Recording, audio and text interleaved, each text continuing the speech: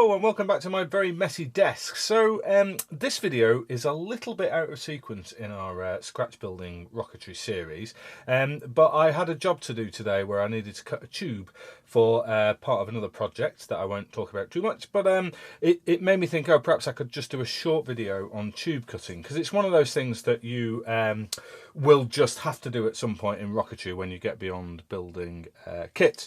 So cutting tubes, obviously the concern is that you want to cut them squarely. You don't want to usually cut them at an angle.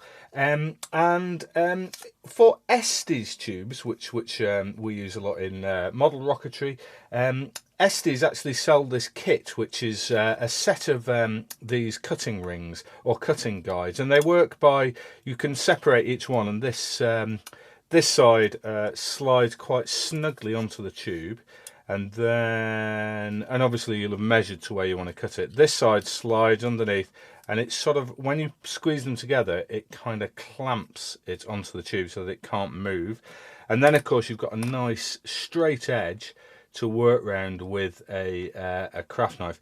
You want a sort of scalpel blade that's really sharp, and don't try and do it in one cut. You want to go round multiple times very lightly.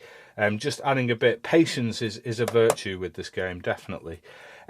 So I've got the Estes tube set, which I use a lot. It comes in a range of sizes, but I've also ended up 3D printing for odd size tubes. I sometimes 3D print little rings that I can slip on, that can give me that straight edge to cut to.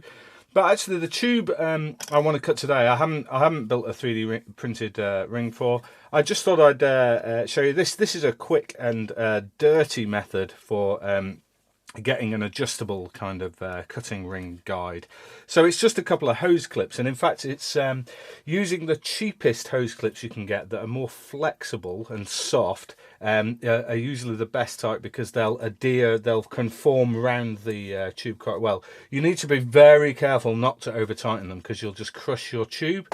And also you'll notice that they flare slightly at the body, so don't cut directly round them, but you can use the in-between parts. And then what I do is, so cut here, and then miss these body tubes out, cut the next bit out, miss this body section out, cut again, and then when I've done a few of those, I'll move it slightly so that I can cut the remaining, and that'll lead to a pretty decent square cut. And of course it can be adapted to any size tube, that dependent on how many hose clips you've got.